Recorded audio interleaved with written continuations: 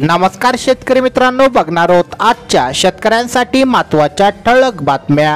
हिंगोली कृषी उत्पन्न बाजार समितीच्या यार्डात हळद व सोयाबीनचे दर स्थिर। त्यानंतरची बातमी आहे कापसाच्या भावात तेजीचे संकेत, पॅनिक सेलिंग टाळण्याची गरज, कापसाच्या भावात आठवड्याभरात सुधारणा। त्यानंतरची बातमी आहे गहू, हरभरा, कांद्याच्या विम्यासाठी 15 डिसेंबरपर्यंत मुदत। त्यानंतरची बातमी आहे राज्यात 3 डिसेंबरपर्यंत कडाक्याची थंडी, पुणे कोल्हापुरातील हवामानात बदल। त्यानंतरची बातमी आहे ऊस दर जाहीर होण्याबाबत शेतकऱ्यांची अपेक्षा फोल। त्यानंतरची बातमी आहे देशातील दूध उत्पादकांना 4% वाढ, केंद्रीय मंत्र्यांची माहिती। त्यानंतरची बातमी आहे खानदेशात पपई आवक अल्पदर 14 ते 18 रुपये प्रति किलो। त्यानंतरची बातमी आहे लातूर विभागात 12.5 लाख हेक्टरवर रब्बी पेरण्या। त्यानंतरची बातमी आहे सांगली जिल्ह्यातील 17,000 शेतकऱ्यांनी घेतला पीक विमा।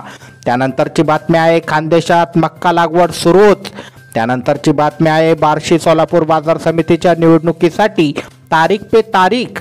त्यानंतरची बातमी आहे काजू बिया अनुदानासाठी 31 डिसेंबरपर्यंत मुदतवाढ, काजू उत्पादकांनी अर्ज करावेत, अपडेट संचालक पाटील यांचे आव्हान।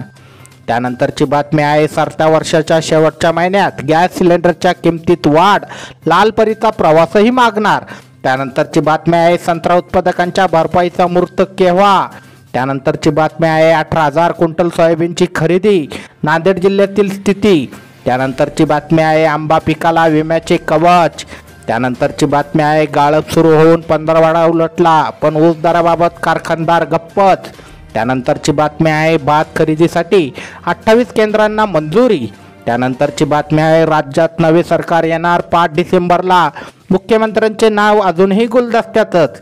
त्यानंतरची बातमी आहे शेतात पाणी असल्याने पेरण्या लांबणीवर। त्यानंतरची बातमी आहे अब्दुल सत्तारांच्या अडचणीत वाढ, सिल्लोड न्यायालयात याचिका दाखल, गुन्हा दाखल होण्याची शक्यता। त्यानंतरची बातमी आहे गाव पातळीवरील राजकारण तापणार, कोल्हापुरातील 2000 सहकारी संस्थांच्या निवडणुका होणार। अशाच प्रकारच्या शेतीविषयक बातम्यांसाठी आपले चॅनल नक्की सबस्क्राईब करा। धन्यवाद।